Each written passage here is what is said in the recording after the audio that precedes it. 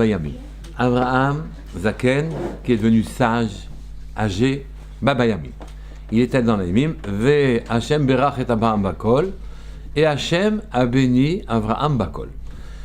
Le pasuk qui semble tout à fait anodin, oui, Abraham Zaken, Bayamim. Zaken, c'est un mot trop, effectivement, à l'âge à laquelle il est, ce n'est pas un jeune, c'est quelqu'un qui a passé sa vie au service divin, et puis c'est marqué Bayamim.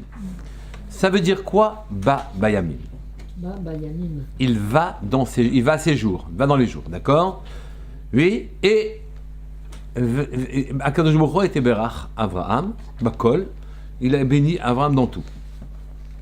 Bien sûr qu'il a béni dans tout, c'est le monde entier est à ses pieds, il va construire la souche du clan d'Israël, il est là, bien sûr, mais qu'est-ce que le Passouk veut nous apprendre par là? Alors, on va y aller tout doucement. C'est marqué dans ce passouk, donc il est Zaken, il Bayamim. Il y a un Zohar, un Zohar HaKadosh, qui est très intéressant, qui reprend ce passouk-là, et qui est en train de nous expliquer ce que ça veut dire Bayamim. Bayamim, ça veut dire qu'il a acquis, avec la manière dont il a vécu ses jours, petit à petit, il a acquis la qualité de Zaken. On ne sait pas ce que ça veut dire Zaken, oui, mais il a acquis cette qualité spéciale. Bayamim, ça veut dire, il a été rodef achar avodatach akshera. Chaque jour, il a tiré parti des péripéties de l'existence. Vous savez que chaque jour nous est proposé une péripétie. Chaque jour, vous avez une réponse à donner personnelle à la sollicitation de l'existence. Oui. Bon, généralement, c'est avec son mari, avec sa femme, avec ses enfants, et puis avec son patron, avec son voisin, avec son concierge, etc. Mais il y a des sollicitations. Avec la voiture qui est devant, mais il y a une sollicitation permanente dans l'existence. Et toutes ces situations vous sont proposées très généreusement par les malachim qui conduisent le monde et qui le structurent, vous sont proposées de manière à ce que vous réagissiez, et dans votre réaction, vous vous construisez. D'accord? Encore une fois, un couple. Oui? Une sollicitation qui descend d'en haut et une réaction qui est en bas. Couple, de nouveau. Et on vous demande, en tant qu'être d'en bas, de réagir correctement à la sollicitation. Chaque sollicitation implique une réaction de votre part. Il n'y a aucun événement qui soit fait par hasard. Tout arrive qui est construit d'en haut pour pouvoir vous éprouver, et l'épreuve elle-même n'est pas une épreuve, c'est un test. C'est l'occasion pour vous de grandir, l'occasion d'éclairer votre existence, de prendre le bon chemin. On vous dit, et là, qu'est-ce que tu fais? Ah, dis ça à droite. Ah, d'accord. Et là, à gauche ou à droite, et ainsi de suite. On vous fait prendre les bons chemins, on fait de vous, la vie vous construit pour être quelqu'un de bien. D'accord? Bayamim, c'est quelqu'un qui utilise l'existence pour progresser et qui ne considère aucun événement comme anodin, y compris si la brosse à dents elle tombe par terre. Oui, aucun événement n'est anodin. La réaction que vous avez à la brosse à dents qui tombe par terre, le soupçon d'énervement, ouais, et parfois plus compliqué. Si on avait mis correctement le gobelet où il fallait, eh ben, ma brosse ne serait pas tombée. Hop, l'accusation de l'autre. Oui. Et si vous avez un petit événement comme ça, le malheur qui vous a poussé la brosse à dents par terre, il est en train de se régaler, en quelque sorte. Oui. Et on peut poursuivre, hein, vous ramassez, le dentifrice, c'est pas le bon, il colle, elle a acheté encore un dentifrice qui va pas, etc. Oui. Et ainsi de suite. La vie est une sollicitation permanente. Bayamim, en quelque sorte, dit le Zohar, c'est les péripéties de l'existence. Vous savez qu'on lit dans Shemot, et on dit ça tous les Shabbatot, c'est marqué Veshamru ben Israël, ta Shabbat, la Asot et ta Shabbat, le Dotam Britolam, Beini ou ben Israël, qui Shechet Yamim Asa Hashem et Hashem Zares. Shechet Yamim, on aurait dû dire Be Shechet Yamim, ou pendant 7 jours, Hashem il a fait Shamim Vares. Et là vous voyez qu'ici les jours sont regardés, en fait, c'est pas le temps qui fait le monde, oui, le temps est une diachronie, le monde passe par des événements, oui, qui sont mesurés dans le temps. Le temps, il fait rien, en quelque sorte. On veut dire simplement, ici, qu'Akadosh Baruch Hu a créé le monde avec des péripéties, avec des qualités. Il a fait une péripétie qui s'appelle Chesed, et donc vous allez avoir de la réussite, du mazal, de la grandeur, etc. Ou il a fait une péripétie qui s'appelle Gvura, oui. Donc à ce moment-là, ça va être dur, c'est désagréable. Une péripétie qui s'appelle Tiferet, magnifique, etc. Et donc avec cette qualité, du premier au dernier jour, le premier jour étant Yom Rishon, c'est le Chesed, le deuxième étant Gvura, le troisième étant ainsi de suite. Les 7 jours en question, en vérité, c'est pas le temps. Qu'il est créé en 7 jours, ça n'a pas d'importance. C'est le chiffre 7 qui est important, oui. Mais, et même le temps en soi n'a pas d'importance, c'est ce qu'il y a dans les jours qui est important. Donc les péripéties et les événements, eux sont qualifiables, ils s'appellent Chesed, ou ils s'appellent Gvura, ils s'appellent rude, ou ils s'appellent bien. Oui, enfin, regardez comme rude ou regardez comme bien. D'accord ? Et c'est ça qui construit le monde. Donc les péripéties construisent le monde. Et ces 7 jours, vous voyez que les jours sont les péripéties.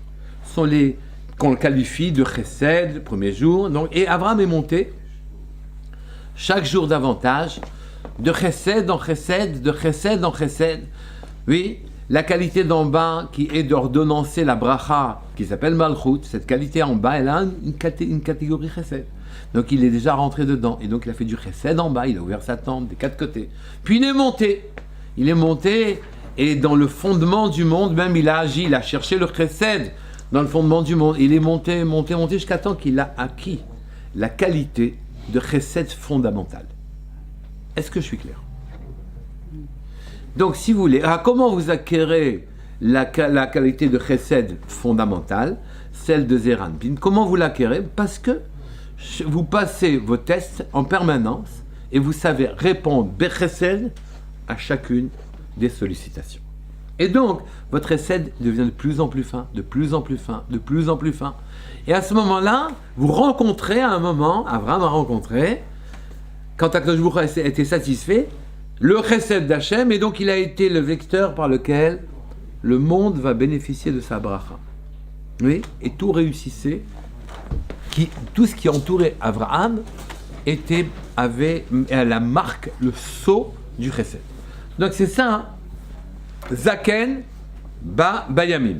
Donc Zaken c'est quoi? Il est devenu tzaddik en acquérant la qualité de Chesed, en montant jusqu'au bout, oui. Il a acquis la qualité de Chesed Elion, c'est le Chesed d'en haut. Hein? Primordial. Le Chesed primordial, le Chesed du début, en quelque sorte. Le monde, il est créé par quoi? Par le Chesed. Qu'est-ce que Akadosh Baruch Hu a besoin? De s'encombrer. Vous vous rendez compte de quoi il est encombré, Akadosh Baruch Hu? Si déjà nous, alors les pires que nous quand même, c'est difficile à gérer. Et puis les fourmis, les oiseaux, les mouches, et je veux pas dire des choses désobligeantes, d'accord? Donc, bon, et donc vous voyez qu'Akadosh Baruch Hu s'est encombré de tout ça, c'est parce que fondamentalement, le monde a été créé, le premier jour c'est Chesed, le deuxième jour c'est Goura, le troisième jour c'est etc. Et donc vous voyez que le monde a été créé comme ça. Donc je reprends. Avraham Zaken, Baba Yamin. De jour en jour, de péripétie en péripétie, il est monté du Chesed le plus bas au Chesed le plus élevé. Le Chesed qui était dans l'organisation du monde, il l'a tout pris, pratiquement. Puis il est monté dans les sods du monde, dans le fondement du monde, et il a attrapé la qualité de Chesed là-bas. Et il est monté dans la beauté du monde, dans le hod du monde, il a trouvé le Chesed et il est monté. Et ainsi de suite. Et d'épreuve en épreuve, alors, Abraham a acquis sa qualité de Zaken. Donc on comprend ici ce qu'il a voulu dire, par exemple, le Satémet ici. Abraham Zaken Baba Yamim, c'est qu'il a utilisé opportunément chaque jour, oui, pour faire que les péripéties de la journée en question, qui peuvent être classées soit du côté Chesed, soit du côté Gvura, il a utilisé chaque péripétie, il a répondu à chaque sollicitation bien. On lui a dit très bien. On l'a mis très bien sur les notes et il est monté de Chesed en Chesed jusqu'au Chesed maximum. Zikna, être Zaken. C'est quoi être Zaken? Donc il a acquis cette qualité de Zaken. Et ici, cette qualité de Zaken a une particularité. Qui est Zaken? Qu'est-ce qu'on appelle Zaken? Le Sfat Emet dit Hu hakoach ve sheyesh les neshamot Israël mi kedem asher hem lemala mi haolam hazeh. Et ici, qui c'est Zaken? On définit par Zaken quelqu'un qui a eu une aptitude particulière. Celui de retrouver les temps anciens, le chesed originel. Ce qui est à la base de la création du monde s'appelle Zaken, vous le comprenez bien, oui? En vérité, nous avons perdu le lien avec quelque chose, et c'est ce lien qu'on doit renouer. On a perdu le lien qu'on devrait avoir avec les origines, et nous, on se soucie que des péripéties qui nous sont immédiates et personnelles. Oui? Est-ce que on a acheté le lait? Est-ce que je m'entends avec mon patron? Est-ce que tout va bien? On ne se soucie plus de l'origine des choses. Zaken, c'est quelqu'un qui est capable de remonter à la base de la base, oui, et il a tiré ce qui était au début des temps. Il a créé la relation avec ce qui a été fait tout au début. Il a retrouvé les fils de création les fils de création d'Hachem. Il a retrouvé le début, en quelque sorte. Et on l'appelle Zaken parce qu'il se remplit de ce qui était Zaken. Oui, de ce qui était vieux. Il se remplit de ce qui était originel, de ce qui était au début. Et cette qualité est une merveille, parce qu'on comprend à ce moment-là la vérité de toute chose. Ceci est un travail que l'on réalise quand, dans les péripéties de l'existence au quotidien, on est capable d'apporter la réponse adéquate. Oui, adéquate à notre personnalité. Vous savez que chacun de nous recherche en quelque sorte sa structure. Un homme, il recherche sa femme, une femme recherche son homme, un monsieur recherche son patron parce qu'il ne veut pas se mettre à son compte, ou bien il prend pour exemple dans ce truc-là l'argent, donc il va suivre les lois d'argent et il va se trouver confronté à une série de péripéties à laquelle il doit réagir correctement. Chacun recherche son moule, en quelque sorte. Mais le moule originel, c'est le seul et vrai moule. Si vous voulez savoir qui vous êtes à la base, à la racine, si vous voulez trouver votre propre lumière, vous êtes obligé de monter très haut. Très, très, très haut. Pour monter très haut, tout est inaccessible, pratiquement. Pour monter très haut, vous êtes contraint de réagir tous les jours bien. Pas que tous les jours bien. Vous pourriez comprendre que c'est une fois par jour, c'est suffisant pour agir bien. Pas du tout. Oui, vous devez tout le temps avoir bon aux réponses. Bon. Ou très bien, comme vous voulez. Tout le temps bon. Vous ne pouvez pas faire autrement. Et vous êtes sollicité en permanence, et les sollicitations sont anodines ou très graves. C'est assez facile de répondre aux graves sollicitations. Où on a, comment dire, de l'ego qui va, on dit, c'est une belle situation, donc là, je suis un héros, d'accord? C'est beaucoup plus difficile de sacrifier son existence au quotidien, dans les petits détails, mais vous grandissez dans les détails, oui? On grandit aussi dans les grandes choses, mais on grandit dans les détails de tous les jours. Et Akadosh Baruch Hu, il ne va pas déclencher une guerre tous les jours pour qu'on montre qu'on est un héros à chaque fois, c'est pas possible, d'accord? Donc ici, vous croyez que le quotidien est anodin, le quotidien est merveilleux. Le quotidien, la brosse à dents qui tombe par terre, oui, c'est une épreuve colossale. Oui. Surtout si un gosse il marche sur le côté dentifrice à ce moment-là. Et donc, ici, c'est une épreuve colossale et c'est là que vous êtes éprouvé. Et vous montez de plus en plus, de darga en darga, jusqu'à la racine même de vous-même. Ici, ce qu'on appelle Zaken, donc c'est ça. Tout le monde, mais pourquoi on l'appelle Zaken? C'est parce qu'en vérité, on est coupé de cette vérité. Akadosh Baruch Hu nous a en quelque sorte obscurci. Quand on dit qu'il a été Boré Rocher, il a fait exprès de mettre de l'obscurité dans le monde. C'est de manière à ce qu'on puisse comprendre l'obscurité que l'on a en nous. On est très très bien, attention, je critiquais personne, hein, mais on est en vérité, on a besoin de trouver sa structure, son enveloppe, oui. Et à ce moment-là, on pousse son enveloppe, et c'est là comme ça qu'on arrive à découvrir sa propre personnalité. On doit être à la recherche de quelque chose. Et alors que je vous vient et vous propose justement, hop, une brosse à dents tombe par terre. Vous dites, alors c'est pas ça l'épreuve. Mais si, c'est ça l'épreuve, justement. Un gosse crie quand il vous dérange. Un téléphone sonne au mauvais moment. Et ainsi de suite. Ces péripéties sont guidées d'en haut pour faire de vous la tzadéket, oui, que vous devez être et monter de degré en degré en faisant de vous, comme Abraham est monté de chesed en chesed, baba yamim, et que le temps n'est que l'occasion pour vous de vous parfaire et de retrouver votre propre racine. Le Kedushat Lévi le dit de manière plus jolie encore. Oui, Kedushat Lévi, vous avez tout ça dans les textes que je vous ai donnés. Hein. Il dit Ve'Avraham Zaken Baba Yamim, V'Hashem Berach et Avraham Bakol. Il faut comprendre qu'en vérité, il y a deux qualités. Il y a deux dans le monde. Il y a une Hashpa'a mesurée. Kajboukho a fait fonctionner les choses de deux manières. Ce qui est notre vie de tous les jours, c'est quelque chose de mesuré. Vous devez rencontrer, vous avez un rendez-vous dans l'existence que vous ne pouvez pas louper. C'est quoi le rendez-vous? C'est passer du mesuré à l'infini. Oui, ce passage est difficile. C'est pour ça qu'on appelle Zaken, le vieux, la vieillerie, les choses d'avant. Oui, c'est ça qu'on appelle Zaken, ce qui était avant. Oui, et donc celui qui est Zaken, celui qui est sage, oui, il a fait redescendre ce qui était ancien, avec lesquels on n'a plus aucun rapport. L'infini du début ne nous est plus perceptible. Notre propre infini, notre qualité à nous, qui va s'inscrire dans l'infini des choses, il faut que je la retrouve. J'ai 120 ans pour la trouver, il faut que je la cherche. Comment on la cherche? Péripéties de tous les jours. Je réagis correctement sans arrêt. Donc il explique qu'il y a deux mesures qui sont envoyées, deux brachot qui sont envoyées. Une de manière mesurée, une de manière infinie. La manière mesurée, oui, elle s'appelle Amma. Amma ha-modedet et bna. D'accord? Une Amma, c'est un étalon. Oui, et tout sur Terre est appréhendé par étalonnage.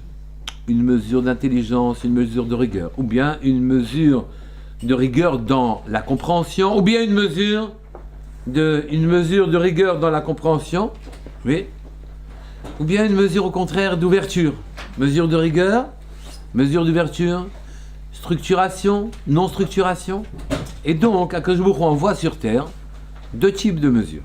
Deux types de brachot. Une bracha mesurée, mais vous devez ambitionner quelque chose qui est quasiment inaccessible.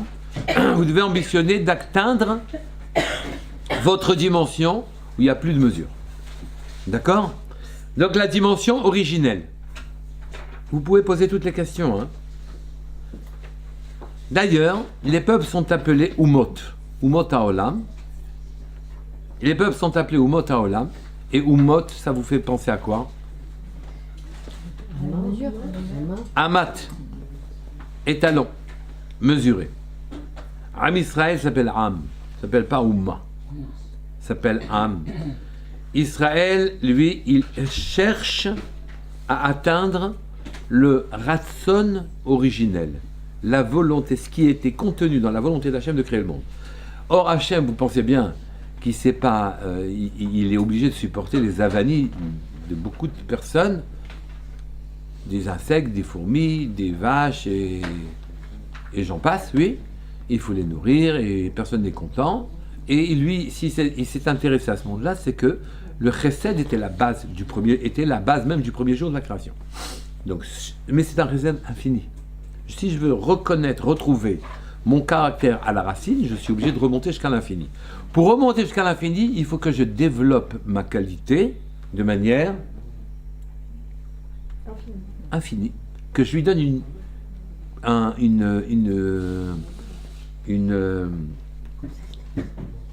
une caractéristique, que toutes mes qualités, ma qualité, je dois les développer de manière infinie. Si ma qualité c'est le chesed, je dois les développer jusqu'au bout, sans arrêt. Utiliser tout ce qui m'est proposé comme aventure dans ma vie pour développer ma qualité. Monter au chesed de plus en plus, et monter de manière je ne veux pas dire absurde, de monter de manière infinie. Fait que l'on rencontre, qu'une de nos qualités rencontre l'infini. Si j'ai fait ça, j'ai réussi. Et c'est ce qu'on nous demande. Oui, on nous demande, Avraham Zaken, Baba Yamim, il a utilisé toutes les péripéties de chacune des journées, les petites comme les grandes, pour développer chez lui le chesed. Il a amené le chesed à son point infini. Et il est devenu Zaken, il s'est souvenu des jours premiers, du jour où le chesed, c'était la fondation même du monde. D'accord ? Il est allé jusque-là. Nous, au contraire, on est Milachon Abaibmi. On a voulu, on n'a pas voulu. On est dans le Ratson. Notre Ratson, nous, n'a pas de limite. C'est dommage qu'on limite nous-mêmes notre propre Ratson. On le limite en fonction de notre vision de l'existence. On se limite, on est limité. On veut se limiter, on dit oui mais attends, ça c'est pas vrai. Mais dis-moi, demande-toi d'où il vient le monde. Est-ce qu'il était... C'est pas vrai non plus.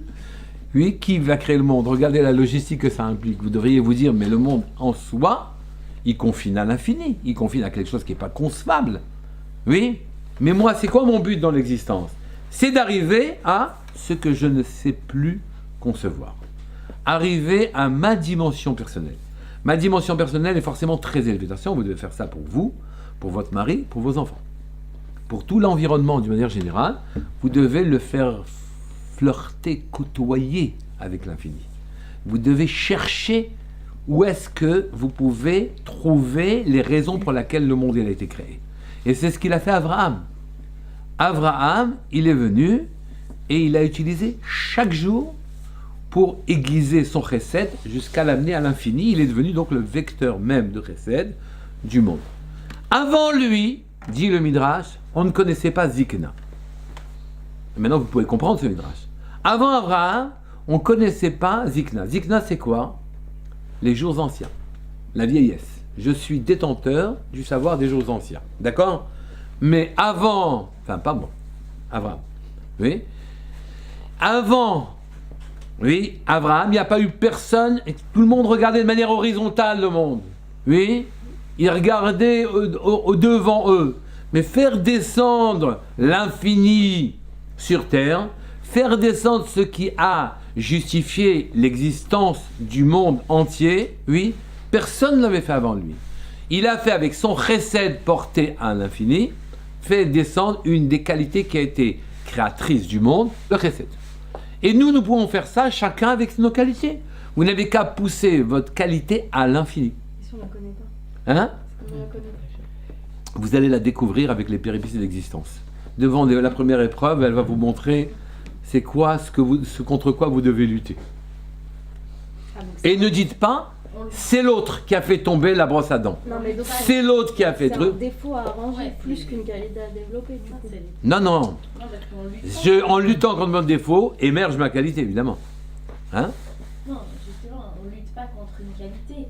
Ce que vous avez dit. On lutte contre ses défauts pour faire émerger sa qualité. Ma qualité, je ne pourrais pas la développer parce que ma qualité, elle est quelque chose d'infini que je ne connais pas. C'est moi qui me suis mesuré.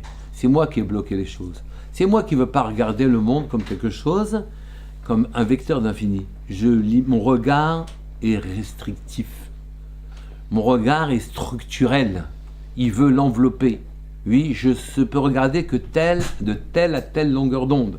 Je n'entends que de telle à telle, je sais pas quoi, d'accord?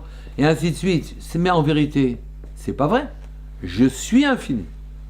Je me suis limité. Mes défauts m'ont limité. Je dois donc très gentiment me débarrasser des défauts. Comment je me débarrasse des défauts? J'ai pas l'instrument.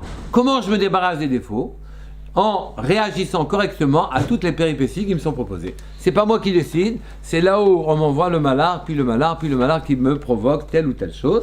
Et donc de malachim en malachim, de péripétie en péripétie, je me libère du carcan dans lequel je me suis enfermé, de la prison dans laquelle je suis, où je ne regarde les choses qu'aura des pâquerettes. Ceci n'est valable que naturellement pour les béné Israël, qui eux ils peuvent côtoyer l'infini, et pas pour les goïms, d'une manière générale. Oui, les goïms s'appelaient Ama, Uma, oui, Milachon Ama, étalon, mesuré, d'accord? Nous, c'est plutôt Abba, si je puis dire. Abba, pas au sens terre, mais au sens ratson, se raccrocher au ratson originel.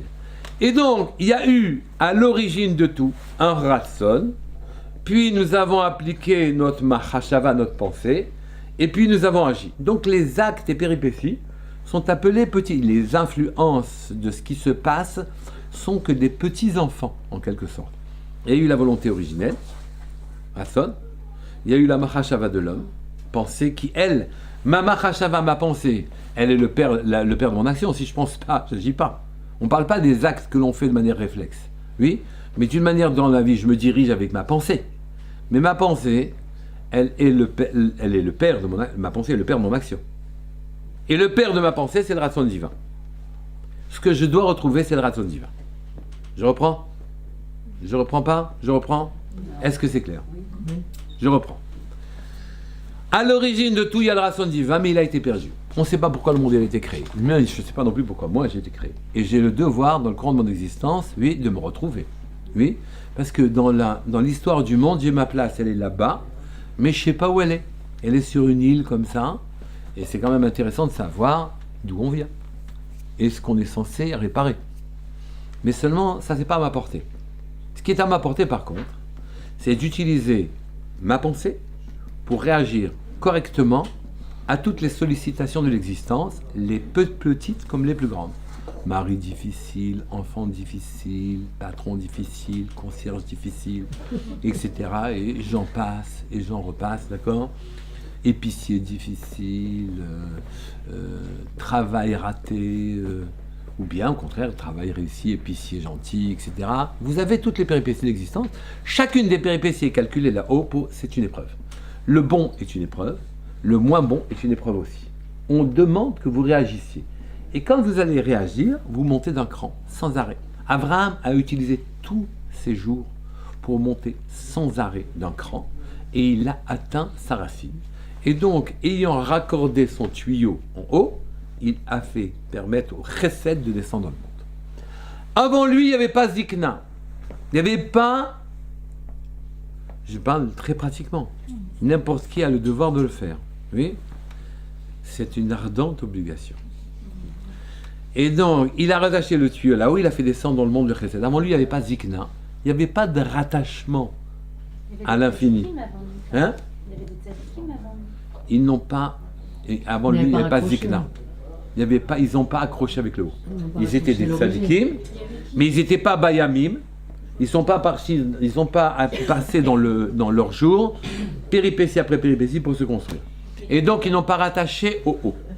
Mais il y a des tzadikim, évidemment qu'il y a des tzadikim. Ouais. Oui, mais avant ça, il y a eu Zikna pour rien d'autre. Il y a la première Zikna. Et puisque lui, c'est la première Zikna, alors, comme vous le savez, ça a été sanctionné, naturellement. De quoi ça a été Puisque c'est lui qui a amené le rattachement avec les temps anciens, alors qu'est-ce qui s'est passé dans le monde? Le chesed est descendu. Le physique a connu la vieillesse. Et la glace, elle a connu des ans d'irréparable outrage. Oui? C'est-à-dire, Abraham ressemblait à son fils comme deux gouttes d'eau. À 100 et quelques années, il a dit, je voudrais quand même qu'on ne me confonde pas avec mon fils. Oui? Et Akadosh Baruch Hu a accédé à sa demande, et la nature s'est transformée, et donc il a pris une tête de Zaken.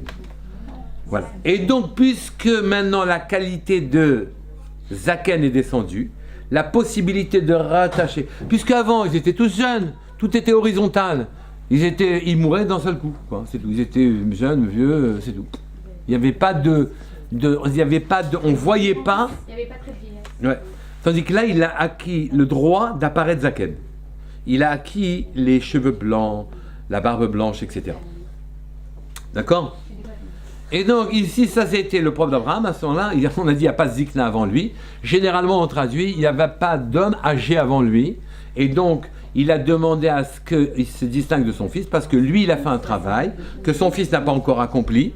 Et donc, ce travail, lui, a amené sur terre que les hommes aient l'apparence de personnes qui ont ramené les choses depuis l'origine, qui se sont rattachées à qualité de la création elle-même. Oui. Et donc, c'est ça, Abraham, il a été Betaken, il a réparé cette qualité qu'on appelle Zikna, c'est-à-dire de retrouver la source originelle de chaque chose. Et donc, lui, ça a apparu dans son apparence à lui. C'est sorti dans son apparence à lui, d'accord? D'une certaine manière, Zikna, c'est aussi la barbe. D'accord? Et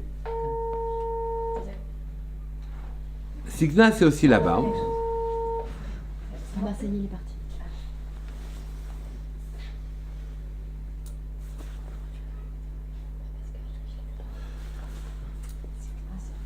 Oui, Zikna, c'est la barbe. La barbe est l'habit. La barbe est l'habit de la tête. La barbe est l'habit de l'âme. Oui? Oui.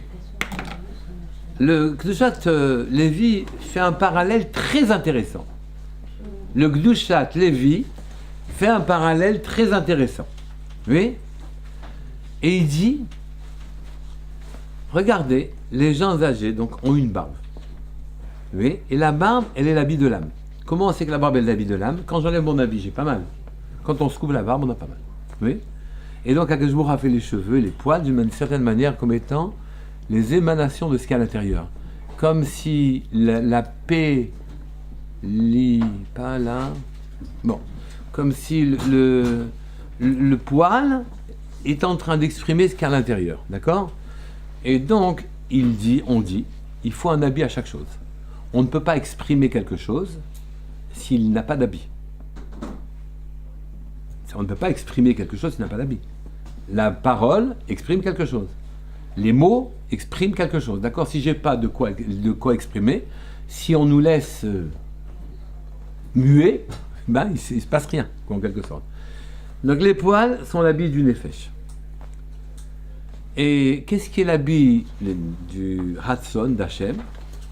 Comment on habille Hachem sur terre pour qu'il apparaisse? Ce sont les Maasim Tovim. Tout ce que l'on fait de bien sur terre, toutes les mitzvot que l'on accomplit sur terre, ça permet à donner un habit à Hachem et Hachem descend. Donc on a besoin d'habits. Depuis qu'Adam Arishon, je vous l'avais dit la semaine dernière, depuis qu'Adam Arishon, au début, il n'avait pas honte d'être nu. Pourquoi? Parce que le corps était son habit. Mais ensuite, quand il a fauté et qu'il s'est confondu avec le corps et qu'il s'est regardé dans une glace en disant finalement je suis ça, il ne s'est pas regardé comme étant. Auparavant, il se regardait comme une neshama, comme une profondeur spirituelle. Et donc le corps était son habit, il n'avait pas honte de le porter. Mais quand il est devenu lui-même, il ne s'est plus regardé comme un principe spirituel, mais qui s'est regardé comme un corps, alors à ce moment-là, son corps, il l'a vécu comme dénudé. Donc il a fallu mettre un habit. L'habit, c'est la manière dont j'apparais, dont je m'exprime, d'une manière générale. Chacun s'exprime par ses habits. Ma parole, c'est un habit. D'accord? Akadosh Baruch Hu, il a besoin d'habits sur terre. Il a disparu du monde. Il ne veut pas, enfin, il n'a pas disparu du monde, mais il n'est plus visible. Pour être visible, on ne peut voir que son habit. Comment on fabrique les habits qui permettent à Akadosh Baruch Hu de descendre sur terre? 613 mitzvot. Maasim Tovim. Si je veux faire descendre, alors je reprends. Une question. Pour les femmes, c'est quoi? Hein? Pour les femmes? Eh ben, elles ne portent pas d'habits, les femmes. Enfin, non, pas de barbe. Mais si elles ont une barbe. Mais si elles ont une barbe. Mais bien sûr. Pour l'âme.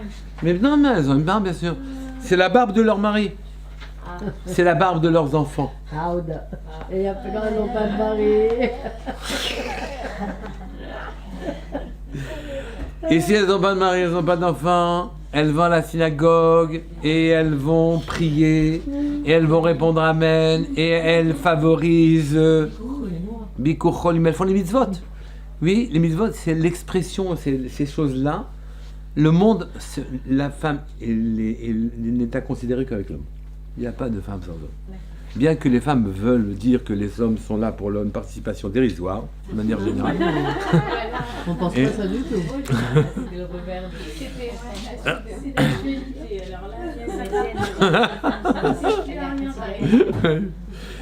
Et donc, en vérité, vous devez regarder la femme et l'homme comme un couple et pas autrement. Après, vous avez les péripéties de l'existence où les choses se font pas aussi simplement que ça, elles sont plus compliquées. Mais d'une manière générale, reprenons le propos. C'est marqué Zaken. Zaken, ça veut dire récupérer sa racine de base.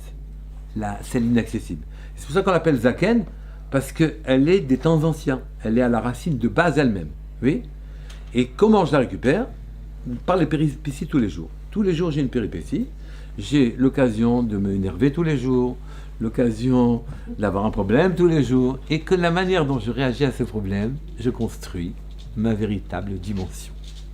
Si je rate mon examen, je m'énerve en permanence, etc., je rate, je n'arriverai pas à récupérer ma qualité originelle. Oui. Mais si au contraire, je suis Baba Yamim, je marche dans mes jours, et que chaque jour est pour moi l'occasion de me retrouver et d'avoir réagi correctement, j'accède de dimension en dimension à ma véritable personnalité. C'est ça, Avraham Zaken, Ba Vayamim, Ve Avraham Zaken, et Avraham a... Et Hachem a béni Abraham Bakol. Oui. Vous allez me demander. C'est clair? Oui ou non? Et puis c'est un bon programme, non? D'abord, ça vous permet de supporter toutes les avanies de l'existence en permanence, au jour le jour, et là, ouais. Et ça, vous leur donnez leur dimension. Elles sont autant d'escaliers, tout est dirigé directement sur vous, oui, pour que vous progressiez. Votre épreuve n'est pas celle de quelqu'un d'autre, d'accord? Et donc, chaque jour, vous avez un escalier à monter. À la fin de la journée, vous devez vous demander, est-ce que j'ai monté l'escalier en question? Ou bien, je suis plus bas qu'hier. Ou bien, je suis plus bas qu'hier. Là où on en... Hein? Ça veut dire quoi on réagit dans les bonnes choses qui nous arrivent? Quoi? On réagit dans les La bonne mauvaises. décision. Mais quand on a des choses qui se passent bien dans la journée, On- on réagit. Eh ben, voilà, non, ben, mais c'est une épreuve. Non, non, même les choses bien sont une épreuve. Même les choses bien sont une épreuve. Ça vous arrive une chose bien, vous êtes en train de prendre sur vous des obligations. Tout a des implications. Une chose bien, ça a des implications négatives que vous devez accepter. Une chose mauvaise, ça a des implications positives que vous devez accepter. Voilà. Rien n'échappe à ça. Rien n'échappe à ça. D'accord? Alors vous allez me demander, bon, mais tout ça c'est théorique. Je crois que le Maharal, tout ça c'est théorique. Mais comment on réagit correctement à chaque fois à toutes les sollicitations de l'existence?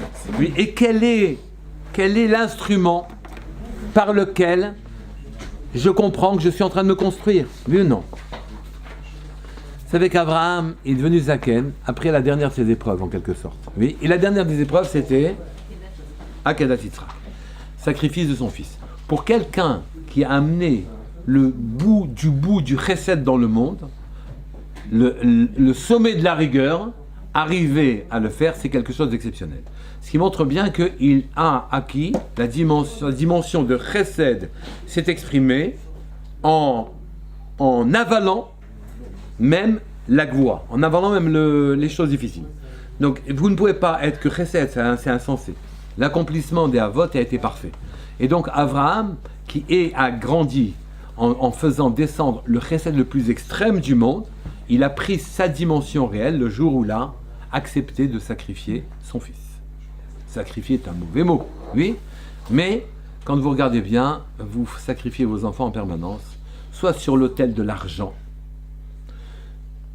soit sur l'autel du kavod, soit sur l'autel pour les intellos de l'intellect. On dit, c'est la science, c'est ça qui est bien, ouais. Soit sous l'autel de la politique, pour ceux qui sont politiques. Vous sacrifiez tous vos enfants à vos idéaux. Oui. Et vous ne voyez pas qu'en vérité, vous leur faites prendre une direction qui est réductrice obligatoire. Vous ne voyez pas, mais vous le faites sans arrêt. Simplement, vous vous trouvez tout à fait justifié à le faire. C'est tout. Vous dites, mais alors, qu'est-ce qu'on peut faire d'autre, vous dites? Oui. Ben, ce qu'on peut faire d'autre, c'est en faire des gens parfaitement accomplis. des gens qui vont rechercher leur infini personnel. Pas des gens qui regarderont leur horizontalité, oui, en amassant 1 million, puis un autre million, puis un autre million, puis un autre million, ou bien un kavod, puis un autre kavod, puis un autre kavod, ou bien un médecin, puis un autre médecin, puis un autre médecin, et ainsi de suite. Ça n'a pas de sens, d'accord? Vous devez leur faire sortir ce qu'ils ont de plus profond. Et pour faire sortir, vous devez leur apprendre à vivre au quotidien les épreuves que chacun d'eux va vivre pour qu'ils en tirent la substantifique moelle, qu'ils en tirent tout ce qu'ils peuvent en tirer. Vous savez, vous allez sortir d'ici, vous allez oublier tout. C'est normal, oui. Vous n'allez peut-être même pas faire une fois la chose, mais elle va rentrer dans vos consciences. Un jour, elle va ressortir, puisque si vous l'acceptez, elle va ressortir. Et elle va vous contraindre tel ou tel jour, maintenant, dans un mois, dans 6 mois, elle va vous contraindre d'avoir prendre telle ou telle direction pour vous, pour vos enfants, pour tout, d'accord? Ça vous intègre, et ensuite ça va ressortir. Oui, et l'épreuve va vous être proposée de telle sorte que là où auparavant vous auriez agi comme ça, dites non, j'ai un escalier à monter. Est-ce que j'ai monté mon escalier quotidien? Oui. Est-ce que j'ai réussi aujourd'hui à être mieux que ce que j'étais hier? Oui. Tous les jours, Baba Yamim. Oui. Chaque jour est important. Alors reprenons la Akedat Yitzhak. Et vous voyez que donc il s'est accompli en sacrifiant ses enfants, c'est-à-dire en faisant rentrer dans sa qualité personnelle le contraire de sa qualité personnelle. D'accord? Il a avalé, il a fait la paix entre la rigueur et le chesed. Il a fait la paix entre eux. Il a réuni toutes les qualités d'une certaine manière. Et donc il est devenu un homme accompli à ce moment-là quand il a sacrifié. Mais pourtant il y a une péripétie spéciale dans la Akedat Yitzhak qu'on doit souligner. Toutes les épreuves jusqu'à présent étaient des épreuves physiques, dans la matérialité des choses.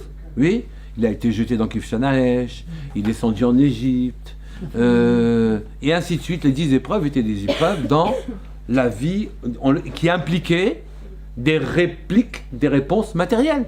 Oui, il a acheté le kever à Hebron, il a payé un prix catastrophique, épouvantable, oui, à son ami Ephron, pardon.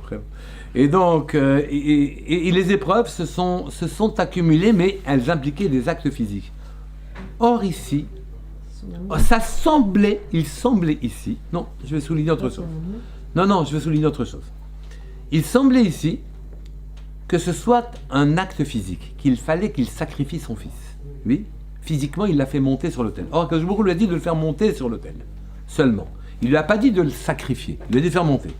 Mais, quand on réfléchit bien, il lui a dit fais-le monter sur l'autel, et après, il lui a rien dit, il lui a pas dit de le sacrifier réellement.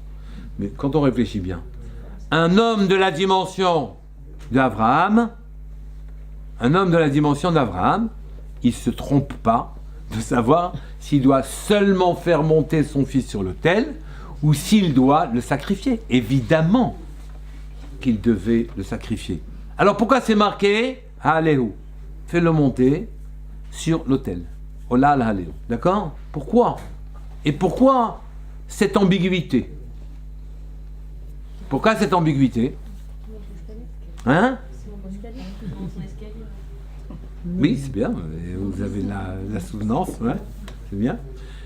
Pour qu'en vérité, ce n'était pas le maasé qui était visé ici, c'était la pensée, la machashava, l'intention.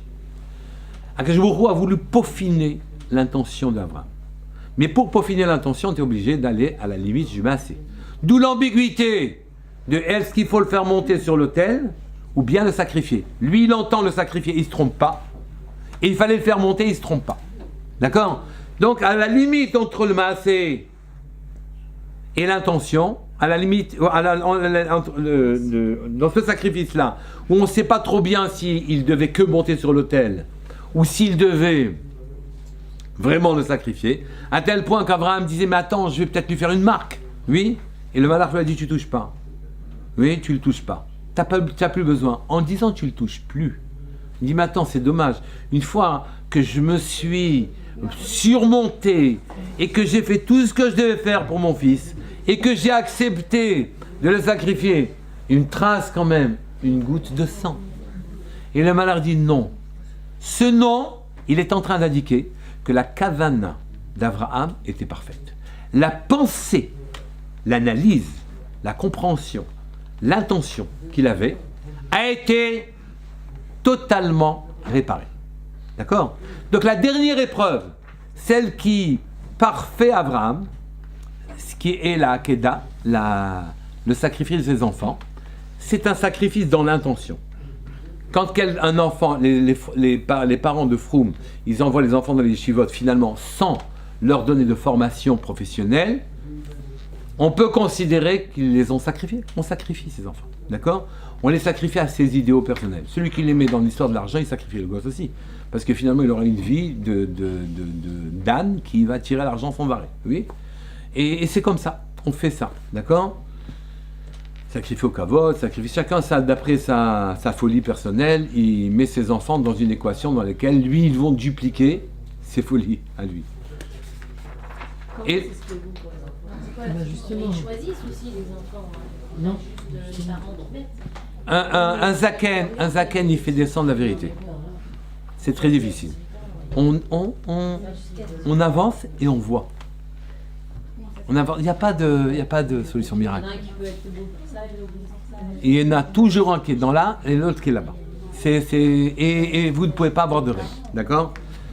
Et donc, on doit guider chacun là où il doit être guidé et tous dans les faire côtoyer, ambitionner l'infini. Tous, sans exception. Donc ça demande une restriction dans l'horizontale, obligatoire, oui, sacrifice, de manière, et cette kavana doit être parfaite, hein, cette intention doit être parfaite, de manière à leur offrir la possibilité de devenir des gens bien, d'une manière générale. Et ça, vous voyez que la dernière épreuve d'Abraham, c'était d'avoir une intention correcte. En vérité, la dernière épreuve, c'est la plus difficile, et donc il l'a fait arriver jusqu'au Maasé sans le faire, d'accord? Et Abraham dit, mais attends, un Maasé quand même, un petit quelque chose, une petite coupure, un petit truc. Non, pas du tout. Tu as réussi ton épreuve, et donc réussir son épreuve, ça veut dire avoir une kavana parfaite, avoir bien pris chaque chose. Donc vous voyez qu'en vérité l'épreuve, et la manière, réussir ou rater l'épreuve, et la manière dont je la prends. Oui, la manière dont je la comprends, la manière dont je la vis. Oui, l'acte en soi n'est que l'épiphénomène de mes troubles personnels. Mes troubles personnels. Tout ce qui se passe, c'est moi qui le provoque. Si la brosse à dents, elle tombe par terre, côté dentifrice, c'est moi qui l'ai provoqué. Si je me fatigue et je m'énerve en mettant la faute sur quelqu'un d'autre, c'est moi qui provoque. C'est moi qui provoque tout ce que les malachim m'infligent comme épreuve tous les jours. C'est moi qui suis responsable de tout ce qu'on m'inflige tous les jours, car ces épreuves sont là pour me parfaire. Et alors, à ce moment-là, j'ai le choix. Elle dit, mais non, mais c'est de la faute de lui, c'est de la faute de l'autre. Mais pas du tout. C'est de ta faute à toi. Tout ce qui t'arrive, c'est pas de ta faute d'ailleurs. C'est simplement la correction, l'occasion de corriger ton défaut qui t'est proposée. C'est l'occasion qui t'est proposée de corriger ton défaut. Il n'y a pas une des péripéties de votre existence que vous n'ayez pas provoqué vous-même. Je ne dis pas la faute, que vous n'ayez pas provoqué vous-même. Ça n'arrive pas, c'est impossible. Tout ce qui vous arrive de manière générale, c'est vous qui l'avez provoqué. Provoqué. Oui, c'est vous qui l'avez provoqué. Tout ce qui vous arrive d'une manière générale, c'est vous qui l'avez provoqué. Il n'y a rien qui échappe à cette règle. Tout, sans exception. Pas la peine d'accuser le mari, pas la peine d'accuser le gosse, pas la peine d'accuser les parents, pas la peine d'accuser personne, c'est vous. L'épreuve vous est proposée pour pouvoir monter. Comment vous allez réagir? Le geste, la péripétie, la matérialité n'est pas plus que le marteau et le clou. Le meuble, c'est vous. C'est vous le meuble. Oui, le marteau et le clou. Oui, oui, tout, sans exception. Mais il va quand même sacrifier. Il va quand même sacrifier un animal. Hein? Il va sacrifier un animal. Mais l'animal, il est content. Non, mais il va sacrifier Mais il est content.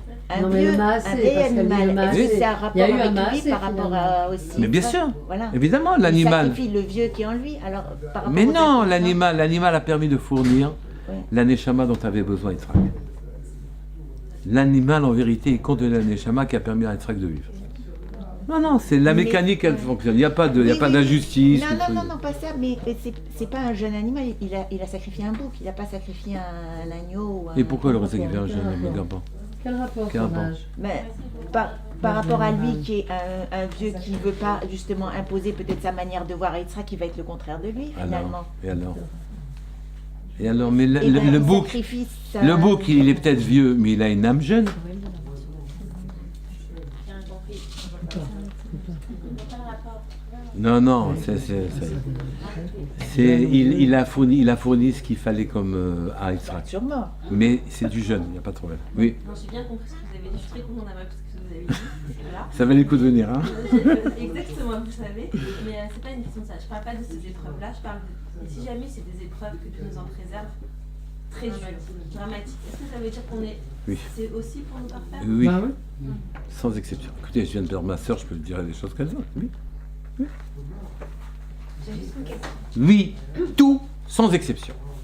C'est dirigé pour nous, Pour nous. sur nous, pour nous. Sur mesure. Sur mesure. Alors, faut dire merci à Hachem pour... Alors maintenant, c'est pas facile, on vous oblige pas à le On faire, n'a pas la mais vous même pourriez le plus, faire. on a besoin d'autre. On vous oblige pas. Parce que tout, sans exception.